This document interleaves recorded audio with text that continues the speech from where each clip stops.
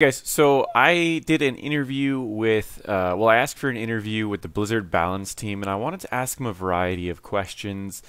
I had a list of something like 15 questions, expecting each one would kind of have like a 30-second response, but they actually really took the questions and ran with them a little bit more so than I thought they would. I ended up doing the interview with Chris and Alex. Chris was from the content team, and Alex is from the balance team. So I wanted to kind of show you this. There's a few things that I wanted to share ahead of time. I had the camera all set up. We had to move the room around a little bit, and I didn't double check it the next time. So it's zoomed in a little bit too much, but overall you can still hear the answers. You can get through it, and I do want to say that there were a lot of questions that I wanted to ask that I didn't end up getting to. But either way, I thought this was a pretty good interview, so I would be interested to see what you guys think about it. We kind of covered a decent variety of topics, including when heroes are reworked, some of the challenges of balancing certain heroes, including Orphea, the newest hero that's coming out. So I just really wanted to show you guys all of that, so feel free to check this out.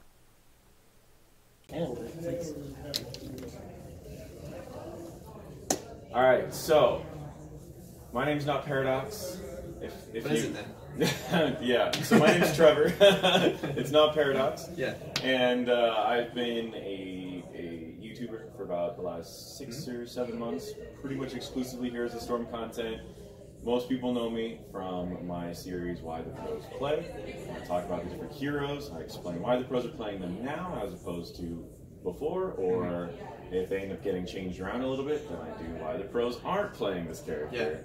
Yeah. And so I asked to have an interview with the balance team because I had so I had some questions. So if you could, you'd introduce yourself. Yeah. My name is Alex Neyman. I'm a senior live game designer, and our live design team does balance for the game. We balance new heroes and existing heroes, and we also do all of the reworks or any of the the gameplay updates you saw. That also comes from my team. Okay, awesome. And then if you'd like to introduce yourself as well. Sure, I'd love to. My name is Barcarse. I'm one of the content producers. So my job, I work with the leadership team, publishing, business, and development team. We try to come up with all the cool content that goes into the game. And then I also work with the publishing and art team to come up with the assets that then bring visibility to the content to our players. So not balance, but if you have any questions about content, I'm here to be of service. Well, the first question, just because I just saw it, is probably going to be for both of you. Sure. Orphea. Alright, so we just saw her. She's right here, and she looks crazy. Yeah. Everything's, I mean, just the amount of mobility that she has. So I guess I'll start out with the content side. I guess the biggest question that everyone's going to ask is, what made you guys take the risk for going for a character that's not in anything that's already out there? Yeah, definitely. I mean, so for the players, they're looking at it and they're just seeing this come up like, why did you do this? But this kind of takes us back to the very beginnings of our development. I've been on the team for many years now. I was here when it was still called Blizzard Dota, when it was called Blizzard All-Stars, and then Heroes of the Storm. And even way back then, we wanted to create brand new characters and brand new worlds for the players to experience. And if you remember, I don't know how long you've been playing Heroes, but the very first couple of maps we created were brand new worlds. Right? Oh yeah. Yeah, we did like, what was it, Raven Court on King's Crest, Sky Temple, Tomb of the Spider Queen and Luxoria. And that felt like it was okay for us to do that. But with the heroes, that would have been blasphemy. Like, what, you're making Blizzard the game first, right? BlizzCon the game. So for that, we knew that we needed to first start with Kerrigan and Arthas and Uther and Tyrael and Diablo and so on. But for us, I think what finally convinced us that maybe it was time to do it was we brought Warcraft to the Nexus this past year in Alterac Pass. And it's like, okay, we hit all the main franchises, we got all Blizzard universes. I think it's okay to try, it's time now. Yeah, like why not? And see what it'd be like. Like, let's give the development team an even broader canvas to play with, right? Let our designers have fun, let our artists have fun, and see what they can come up with. And that doesn't mean that we're not gonna go back and still bring a lot of the more iconic characters into the game. In fact, we have a lineup going into 2019 that I think our players are going to be very excited about. I can't speak about any of that I understand today, but you know, it felt like let's just give it a shot, and I think giving our folks that freedom really can give people a chance to play something that they never played before. So I'm sure there's going to be folks that maybe are a little upset that they didn't get their particular character coming to the game. But I think once you play Orphea, you're going to see that like, oh, actually she's really fun to play with. And if you end up not still having fun, that's okay too. Don't worry, we have some cool characters coming up soon. So. Yeah, I'm definitely excited for all of those. And I'd be remiss if I didn't mention that, did you guys know you actually already had a Nexus-specific character in the game that you could play? Do we really? Who would that be? He's purple, he's bald, he's the random guy. No. Oh, he is the random guy. Yeah. Auto select the man. Yes, yes. Legend. Yep. We've talked about him as a hero before, just like in passing. But. Yeah, I've been asked a lot about why the random guy, why you can't level up the random guy. And I was like, well, that would be cool, but what would it do? What would you give you? What would it do? A portrait of just like... Yeah, that's the only thing I think. Is maybe if you random a lot, you get a special portrait or a special mount. But I feel like the random guy would already use like the Nexus horses that you can kind of like see through a little bit. So yeah, I don't know. Trust me, we've talked about that. Yeah, his defining feature is that he has no features. I think that would be pretty cool. Anyway, so on to balance. Yeah. So again, speaking of Orphea, what were we kind of looking for? She's a very, if people haven't seen her yet, what I've noticed from her is that she's very mobile. Yeah. She's moving around a lot. She has a little bit of CC, but not too much. Just a little slow. And she has a lot of damage. I was talking to Kyle Ferguson earlier, and he got to play her quite a few times, and he said something along the lines of, he is reminded of Jaina, in the sense that they both have very short range, but Jaina slows the enemies, and yet Orphea moves around very quickly. So they both have similar ranges, but just different ways of getting around the battlefield, or at least maneuvering so that they don't just get like blown up in their short range. Ways to use their abilities. How did you go about balancing that with someone that's moving around so quickly? And of course, I will probably see some balance patches along the way, but just a general idea of where might have been the tricky areas. So we started with Orphea, and we kind of wanted her to be sort of a little more approachable and make her. So we didn't want her to be extremely short range or extremely long range. We tried to kind of get her in that mid range area.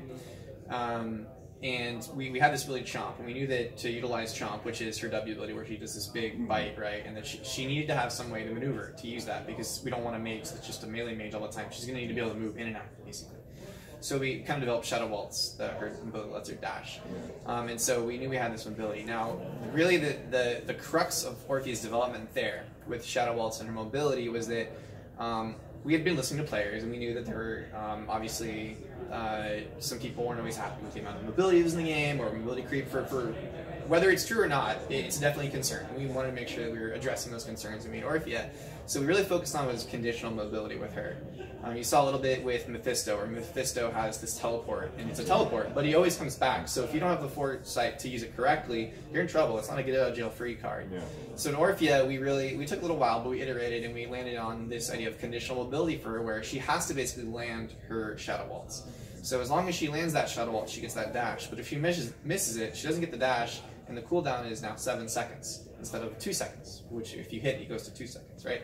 So we started playtest this for a while, and it really felt good for us because it was important that as soon as it felt good to play against Orphea, you're like, oh, I dodged her Q, now she's sitting duck for me for a while. I have a 7-second window in which she's this mage that really needs to move around to do what she's doing. She can't do that.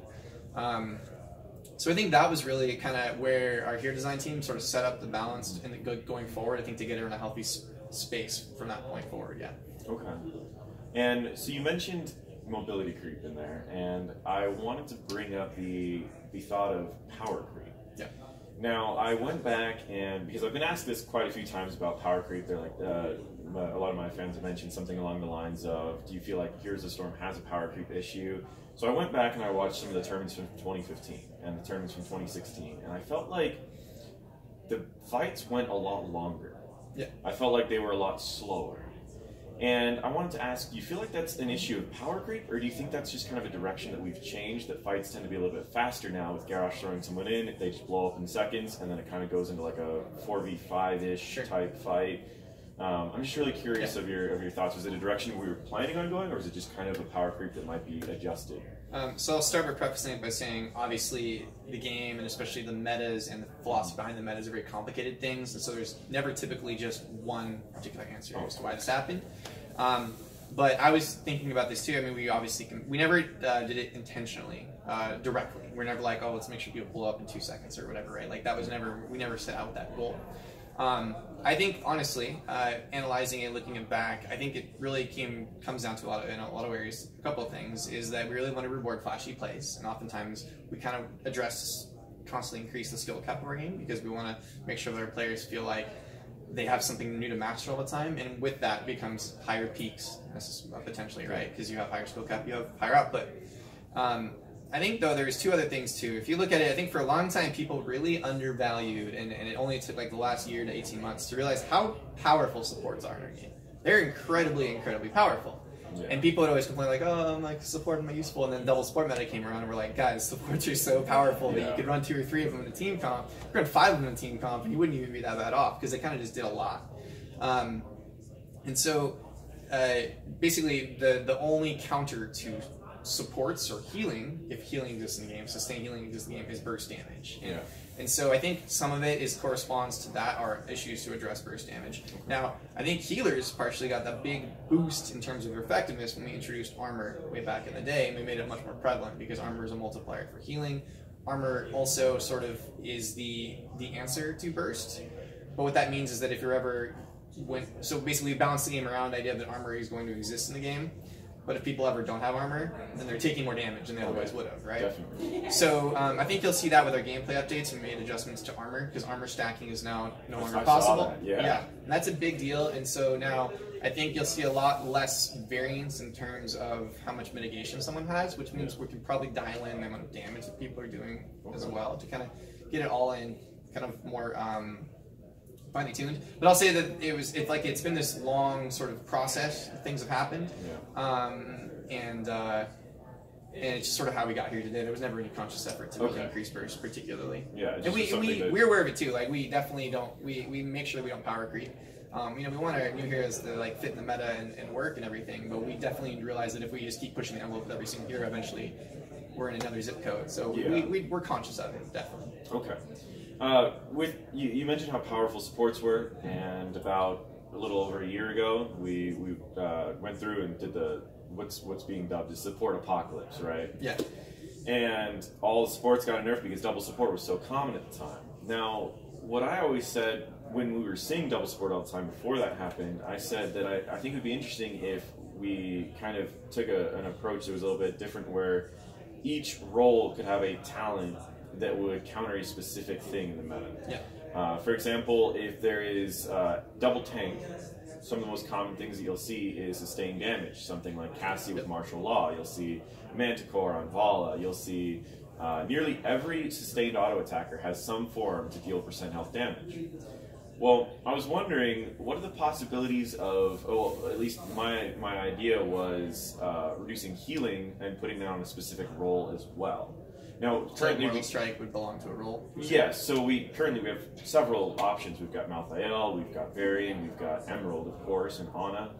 And so it's kind of spread out a little bit at the moment, but what do you think would happen if, say, mages at a very competitive talent tier, something like 16, like all the auto attackers, their % health is done at 16. I'm just curious, what do you think would happen if you did put all of the mages got something to answer double healing? Yeah. We've toyed around with the idea before of maybe having, and it kind of is a natural, I think, extension of the idea of cleanse and the whole conversation of cleanse, where a lot of people feel like cleanse is a necessary talent for sports. I think so. Learning from that, what we saw was that if cleanse is a necessary tool and it's on a talent tier, it starts to become kind of crowding out the other talents on that option. And really, I think the core of what makes heroes so unique and fun is talent choices, and that you kind of customize your character. And as soon as you kind of get to a point, it's why we always view talent balance so important to us. I know that sometimes people are like, don't mess with my talent, it's my talent, I just want to pick my talent. But I think that the long-term health of the game, you're going to have a lot more fun playing Li Ming if you can play Li Ming in a couple different ways, and you're playing her, it's not the same character over and over and over, but you can play her a bunch of different ways. So if your only choice every time is to pick cleanse every tier, I don't think it'd be great. So we could do really creative things, I guess, with coming up with like 3 different ways to do Mortal Strike. But it does get a little predictable, and it does kind of limit sort of the design space of mages, if we were to do that, following your example, or one particular character. That isn't to say that just kind of following that trend of maybe we should position a lot more of those on those particular characters. Maybe that's an interesting way to go. It is intriguing, honestly. Yeah, so I mean, it's something we thought about, but we haven't really 100% want to commit to it anyway. Okay. We haven't found something we thought really worked. All right. This year, I mean, really last year and this year, I think we've had some of the best reworks I've seen. I mean, seriously, this year alone, the Toronto rework I've been asking for, but then again, we almost get a Toronto rework every year. But I wanted, and I even said this, I said, I want that AoE stealth back. Like, I want the stealth that stealths your entire team. Yeah, and really so cool. when I saw that come back, I was so excited. Mm-hmm. But I wanted to ask, when you're deciding to do a rework, and there's one I can't ask, which is taskbar related, but at what point do you stop trying to balance a hero and then just decide, you know what, let's just rework it? That's an interesting question. I think it does vary, obviously. We've done this a while now. We've been doing balance for a good amount of time. In fact, for the most part, our balance team has actually been the same balance team that we've had since the onset of the game. So we have a lot of experience in our balance team. And I think that we've learned, just as a design team in general, that you get to a point where you realize, like, this is no longer tunable. Like, we can try, we can band-aid this and make adjustments, but realistically, it's like, we have a common thing. When we'll send out a character, like we were testing Orphea, right, with the team. We send the Orphea out to the team. We have a questionnaire that people fill out after they play tester. Right? It says, if this talent did 50% more or 50% more power or 50% less power, would you still always take it or never take it? Like, is that still true, right? Think of it in those terms. And if you start to look at it in that terms, I think it starts to make sense as you're looking at a bunch of talent choices or a play style particularly. You go like, these talents are not pickable because the other ones just offer something this character needs to have. This talent has now become who the character is. So you looked at like Tyrael, for example, way back in the day. We looked at Holy Ground, and we're like, Holy Ground has become who Tyrael is. It is an asset. It has identity, and we knew that we either needed to do cut it, which we knew would be very, very people would be very unhappy. Make a baseline, which probably make a bunch of other people really unhappy because that's something you don't want to have that early in the game, or come up with 2 other options that were just equally powerful, crazy. So like we knew that we need to go basically to the design. We couldn't just tune some talents around on that tier and make it work. So there's a lot of that. There's also, we look at it from like a gameplay healthy standpoint. We look at Sergeant Hammer, or we look at Kerrigan, and we say, like, is this like healthy? If we were to buff this character into significance again, is it going to be healthy for the game? Is it going to be like what you want to see? Is it going to be fun, interactive, right? Like sometimes we have to make tuning concessions, maybe to take a little bit of the things the character's best at and tune it down a little bit, because if that gets too far, it just isn't fun. So we basically try to create new balanced tuning hooks for us to make them feel like it's a little more fair. So it's like with the Kerrigan, we added 2 charges of Q so that it's not always just guaranteed that she's going to jump on my face and kill me. Now maybe she has to do some work to get there. And so that's kind of where we look with a lot of our reworks. And realistically, I'll say that there is a little bit of just if inspiration strikes. You know, like somebody has a bunch of really, really great ideas for a rework, and we're like, we know which characters need a rework because they'll be like, nobody's really enjoying them too much, they're not played very often, they have really low talent diversity, those types of things. And then so we say, okay, is anyone really passionate about it and have a bunch of great ideas, and someone will throw a pitch out like, this is gonna be amazing, go run with it. And so we do a little of that too. Okay, yeah, that makes a lot of sense.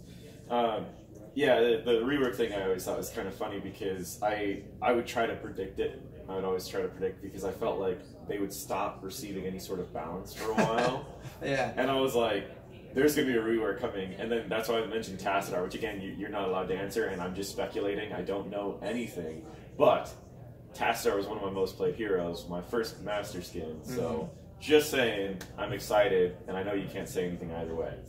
But speaking of Tassadar, is there ever a time that you feel like there's a hero that is very difficult to balance because if you buff them in some way, it's going to force you to nerf other heroes? Like I guess my best example is when Malfurion got his rework.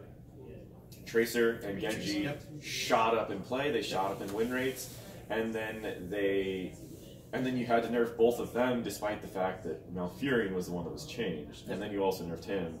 And what's kind of the biggest challenge with buffing someone that's very utility based? Is that a real big problem, or is there some? How do you look at something like that without having to nerf like everyone? You don't want to take back a rework, because that Malfurion rework is really good. Yeah, I mean, over the course of time, we've really had a few that really enable this, and sometimes you'll say it's like a negative thing, where it's like, oh, we have to be careful about buffing Tassadar too much, or Abathur or whatever, because like some characters are interlinked. Tassadar, Tracer, Genji, Illidan, Abathur, Rhaegar, Uther, like a lot of these characters are linked. And actually, sometimes we try to use it as a positive thing too. If we're not seeing a lot of Uther play, for whatever reason, we know that if we start to push a lot of hyper carries into the game, like your Grey Mains, if they get buffed again, you'll see a little bit more Uther and things like that, or Tyrael Sanctification and whatnot. So it's not always a negative thing. We definitely like monitor kind of the interlinked nature of a lot of these characters, and a lot of it's just experience. You'll see it over time. So in terms of how we deal with it, I mean, realistically, we made Tassadar as an enabler type character. We knew that when we made him. He's basically designed to function in that way, and that if we make any changes to Tassadar, it's going to affect these other characters, so we'll have to keep that in mind. Sometimes you get creative and just usually there's certain talents you'll take with said characters, and so if you want to buff the character prominence, you buff the ones that don't directly affect that way to play, so you buff the non-lifesteal talents on Tassadar. Okay. Right. We look at it that way sometimes. You can also just do things like just buff the solo, like if you just buff the wave flare and things like that. Like we'll probably never, drastically increase the shielding of Tassadar, the lifesteal of Tassadar's Q, because we know that that's already really powerful. It's already kind of why he's picked. Yeah. So realistically, what we'll probably look to do is create either other synergies with other characters, or just buff the things that aren't necessarily synergistic in the character's kits inherently. Okay. A lot of what we do. Yeah, that makes a lot of sense, and it was something I was worried about, but it seems like it's something that's a little bit you're planning ahead on that in that aspect of like you're watching Uther in the sense of, hey, he's going to work well with these few people. Yeah. So I have two final questions that are kind of related. One is, how much of the balance is on the competitive pro side? Like, how much do you watch the pro side and go, this is just dominating, versus you're looking at Hanzo's win rate in bronze and going, okay, he's got a 35% win rate in bronze. Yeah. Is there something that we can do to give them a little bit there without making him even more played in pro play? Like how much do you put on the competitive side? Yeah, I'd say the majority of the weight of our balance probably gears toward the high end of Hero Leagues, so your high diamond and your masters. And not that that's the most important players, but simply put is that there's a few things. That typically trickles down as people stream a certain way of playing character. They stream certain, if we get high talent diversity with streamers or something like that, it usually trickles down, because honestly a lot of talents are realistically probably fine. Yeah. But people have just been conditioned to think I have to play this way because this is the way I've been told I'm supposed to play, or this is what whatever website is telling me to play. So we really aim for the top end there. Now we will keep in mind, obviously, if we get anything too far to whack, like lower leagues, like Butcher is just insane at the lower your MMR goes, because people don't realize, move away from the guy that's branded, right? Like if you're branded, don't try to fight this guy, or things like that. He's just really good at picking off people. So we keep in mind the outliers. And in a similar way, we do watch HGC, and it's very evident. I think the thing about HGC is it's sort of in the same way the Hero League trickles down to the top of the Hero League trickles down to most of our players. HGC trickles down to the Hero League, and you'll start to see those strategies pop up of Zul tanks now show up in HGC or in Hero League for some reason, for random reasons. Definitely. And so we definitely watch that, although we're much more patient because it's a much smaller sample size in HGC. And there's also, it's funny, is that you'll see something pop up in one region, but it's completely different in another region or a different region, right? So we have to be mindful of that. They have their own meta that's literally just a very small meta. And also, we can't have patience because it's really easy to over police and make adjustments too quickly. But sometimes we just view it as, if we don't see any potential tools that are answers to whatever is going on, a balance adjustment, like maybe people just need to draft more blinds if X or Y character is incredibly powerful, then we'll step in. But for the most part, if we see that there's the potential for counters to exist, we sort of wait a lot longer and allow it to kind of fix itself a lot more. Just that takes that doesn't happen nearly as fast in Hero League as it does in HGC. So in Hero League we usually step in a little quicker. Okay.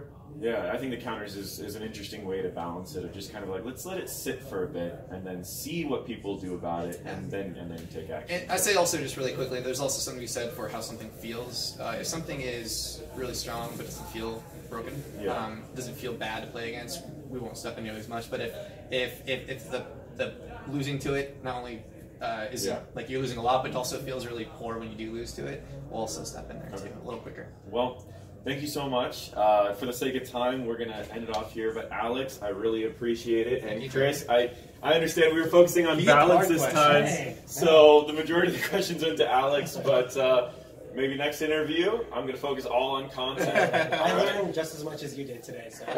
All right. Well, thank you guys again. I really appreciate it. Thank you. Cool. All right, guys, so you've checked it out now. You got to see the interview. Again, I felt like I could definitely improve on my interview skills a little bit. I was not as prepared as I would have liked to be.